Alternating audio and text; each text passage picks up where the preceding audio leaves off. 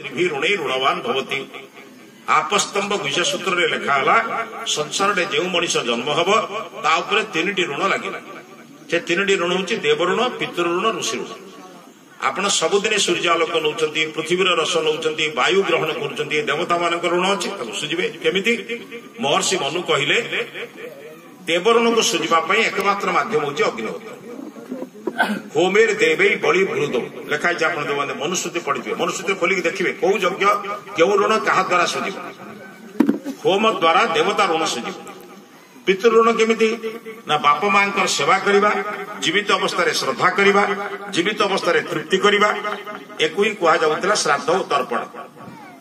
मरीगला श्राद्ध तर्पण नथिला मरीगला गरुड़ पुराण आदि पुराण मानक लेखाला बोली मरिबा परे श्राद्ध है एथिपाई लोक जीवित अवस्था बापा मां श्रद्धा कलानी जीवित अवस्था बापा मां को श्राद्ध न कले श्रद्धा न कले कई दंड दबार ना कि मरीगला लंडा ना घाट ना तुमको एक हरिया कर तेणु लोके जीवित पितामाता कष्ट दबार व्यवस्था गरुड़ पुराण करदेला मो कथा बुझुं ये पुराण आदि शास्त्र मैंने आमको समाज को एमती भाव में दिग्दर्शन देले। नंबर 3 आप बुझे ऋषि ऋण मैंने बुझुं तो ऋषि मैंने वेद उपनिषद दर्शन रामायण महाभारत विश्वकृत ग्रंथ अच्छे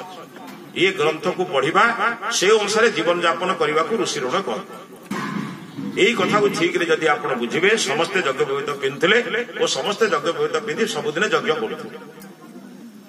आजिकल यज्ञ करने घर उठीगला संसार रे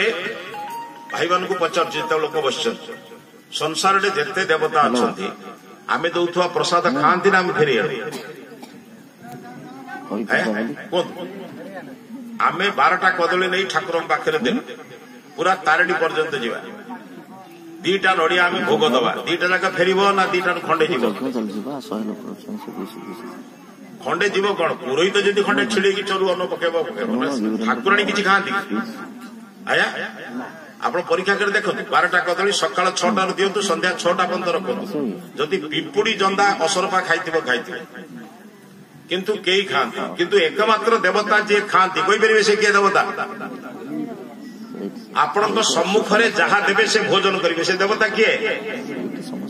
मनीष बुद्धि आईगला अन्य देवता को देने भोग फेर यज्ञ कले यज्ञ घी सर से बड़ चालाक लोक से यज्ञ कला आम घरे सबुदिन यज्ञ होता आम घरे सबुदिन होम होता बोली इंग्रेज मैंने आम घर को होम बिली कहते चाणक्य लिखिं जहाँ घरे यज्ञ हुए से घर श्मशान सहित समान से कहले नवीप्र पादो दकर दमानी नवेद ध्वनि रवगर्जिता स्वाहा स्वधाकार विवर्जितानी श्मशान तुल्याणी गृहाणी तानी से घर को श्मशान कहता से मनीष डरिकी संक्रांति पुरोहित लगी यज्ञ कर श्मशान घरटा हो घरटा अन्य दृष्टि आम श्मशान हो सारी आम घरे शव हेले आम कौन करूँ आम घरे कई मरीगले कौन करूँ आम खाद्य पदार्थ बाहर को रखु ना भितर नौ जड़े कई मरीगले आम घर थी खाद्य पदार्थ को बाहर को पकईद ना घर को आणु बाहर को पकईद कि आम बहुत बुद्धि आज्ञा 250-300 दे बजार सब कि घर को आणु मो कथा बुझीपार बोधे बुझीपारे ना जहाँ को आप सोमवार गुरुवार रविवार खाऊना कम बुद्धि कि मनीष ता घर को श्मशान कर सारे से किसी असुविधा ना कि तथापि घर को श्मशान करवा ना अंतत पक्षे प्रत्येक दिन यज्ञ करूँ सप्ताह थे करूँ ना 15 दिन अमावास्या पूर्णिम करूँ ना मसरे थे संक्रांति करूँ घरे यज्ञ कले समस्त देवता माने यज्ञर मुह शास्त्र लिखाई अग्निर्वयी देवता मुख अग्नि हूँ देवता मान मुख जमी मुखरे खाद्य खाइले सारा शरीर पुष्ट हुए अग्नि आहुति देले समस्त देवता माने पाए से पुरोहित माने कौन करती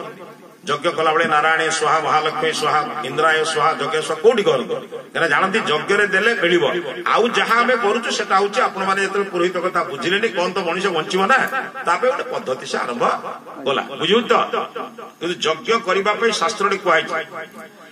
आज आप यज्ञ बसिले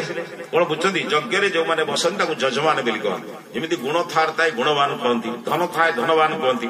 जज शब्द अर्थ हूँ देव पूजा संगतिकरण दान यही काम जी करे कहते जजमान जज धातु करने दृष्टि आप जजमान ना यज्ञ कर अधिकार आप पाइले आपण निजे यज्ञ करेंगे यज्ञ कले कौन हम पुरोहितर काम आप शिखेदेवे ମାଷ୍ଟର କାମ ହେଲା ଆପଣଙ୍କୁ ପାଠ ଶିଖେଇବେ ନା ଆପଣଙ୍କ ପାଇଁ ପଢିବେ? ଆଜ୍ଞା, ଆପଣଙ୍କୁ ପୁରୋହିତର କାମ ହେଲା ଆପଣଙ୍କୁ ମନ୍ତ୍ର ଶିଖାଇବେ, ଜୀବନ ସାରା କରିବେନି।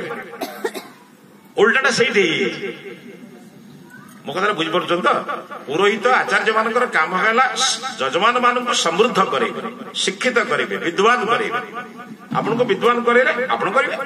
ଯେମିତି ଶିକ୍ଷକ ମାନଙ୍କର କାମ ହେଲା ସେ ଛାତ୍ରକୁ ଯୋଗ୍ୟ କରିଦେଲେ ସେ ଆପେ ପଢିବ। ଏ ହଉଛି କାର୍ଯ୍ୟ। ଆପଣମାନେ ସମସ୍ତେ ଜାଣିବେ, ପଢନ୍ତୁ ବହୁତ ସରଳ ଭାବରେ। ଆପଣମାନଙ୍କ ପାଇଁ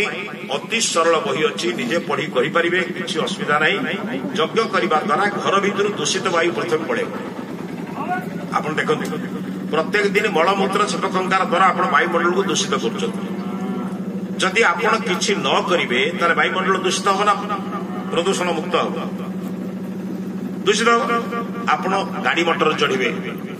ଆପଣ କଳକାରଖାନା କଲେ, ଆପଣ ନିଜେ ପ୍ରତିଦିନ ମଳମୂତ୍ର ଛେପଖଙ୍କାର ଦ୍ୱାରା ବାୟୁମଣ୍ଡଳ ଦୂଷିତ ହେଲା। ବାୟୁ ସବୁଠାରୁ ମୁଖ୍ୟ ଖାଦ୍ୟ କଣ? ବାୟୁ। ବାୟୁ ତ ଖରାପ ହେଇଗଲା, କଣ କରେ? ଏଇ ଯୋଉ କରୋନା ଆଦି ରୋଗ ସବୁ କେମିତି ହେଲେ? ଏସବୁ ବାୟୁ ପ୍ରଦୂଷଣରୁ ହଉଛି। ତେଣୁ ବାୟୁ ପ୍ରଦୂଷଣକୁ ରକ୍ଷା କରିବା ପାଇଁ ଦିଟା କାମ, ଗୋଟେ ହଉଛି ବୃକ୍ଷରୋପଣ କରିବା ଦରକାର, ଦ୍ୱିତୀୟ ହଉଛି ଯଜ୍ଞ କରିବା ଦରକାର।